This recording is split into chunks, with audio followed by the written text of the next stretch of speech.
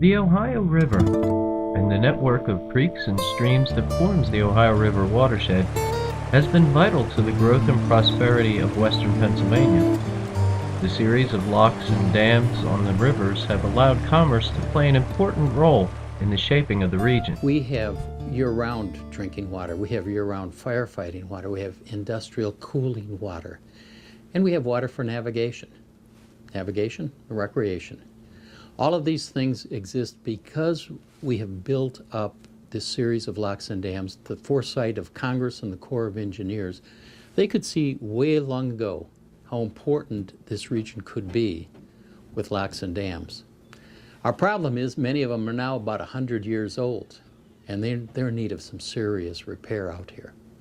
It's hard to imagine that the depth of this water would only be about 18 inches if it weren't for the locks and dams. General Braddock actually marched his army across the river twice when he came to attack Fort Pitt. And this is amazing to think of it today, because when you look out and you see Pittsburgh and you see the tall buildings, the reason we're here is really because of those locks and dams. They provided the jobs for our ancestors to come to this region to work, and we still use them. Coal is still about 3/4 of our traffic. Yeah, it's very important to the health of our economy here in this region. Consol and Campbell Transportation are two of the companies that move a lot of the coal locally here in the region. We have both local companies and we have long-haul companies that bring cargo up from the Gulf Coast. But a combination of rapid industrial growth and a lack of environmental regulations nearly 100 years ago left the Ohio River polluted and nearly devoid of life for decades. And as a kid in the 60s, you didn't see people fishing. I mean, and sometimes there was an odor.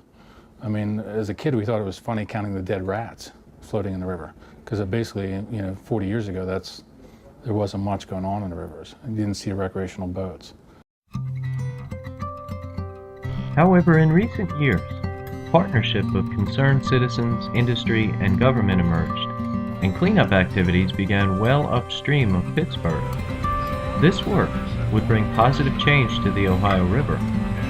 The Port of Pittsburgh Ohio River Watershed Celebration is an annual gathering of watershed groups designed to draw attention to the environmental work being done in the Ohio River watershed. All the river cruises, just to see the excitement, people getting excited about the rivers. I mean, even we started 8 years ago. Some people came in, they weren't a lot of people with first exposure to the rivers. And today, I mean, a lot of these people, it's their first exposure. Even sponsors and people on the network boat, they've never been on the rivers before. And just to see people get excited about the rivers now is just a great feeling. And here we are. This is the start of the Ohio River, and I think one of the things that we wanted to do was to encourage the people that were making a difference and to help them realize the value that they have in helping the Ohio, improving the Ohio River, which forms the boundary of West Virginia for 250 miles. It goes by West Virginia. So then they, have the Ohio River to use. And so it's just an amazing thing to me. This is a collection of people who are looking for solutions to problems. They don't want to waste their time pointing fingers. They want to roll their sleeves up, get their feet wet, and get out there and make a difference. The riverboat cruise is these people coming together once a year, celebrating that, and they have a lot to celebrate, but also communicating and networking. This is just a fantastic way for people to network, share their ideas, meet people who could help them, or help other people. The water that our boat will be on today could be water that was treated up in the very uppermost headwaters of the river. So someone is making a difference up there is helping us down here today. It's hard to explain that, but when we get out on the boat, at least people have a chance to kind of get the idea. The river is coming back because of people that are here, the network people, the watershed groups. This would not be possible without thousands of people in western Pennsylvania through the Ohio watershed.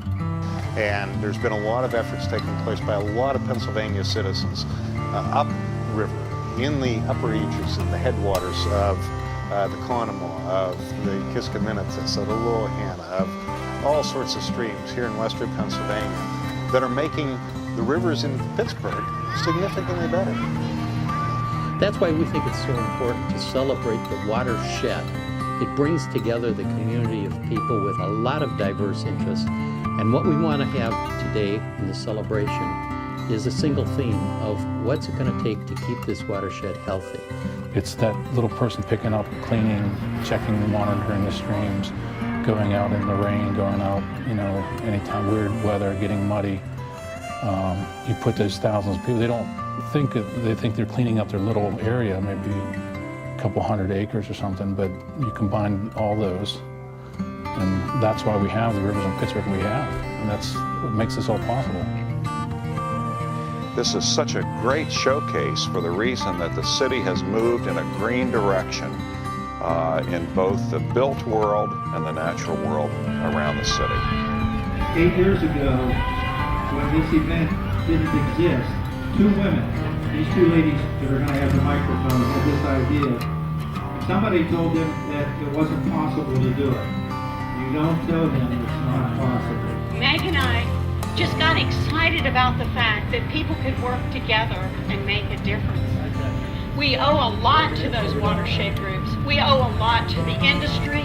We owe a lot to the DEP and all the government agencies who can work together and make a difference.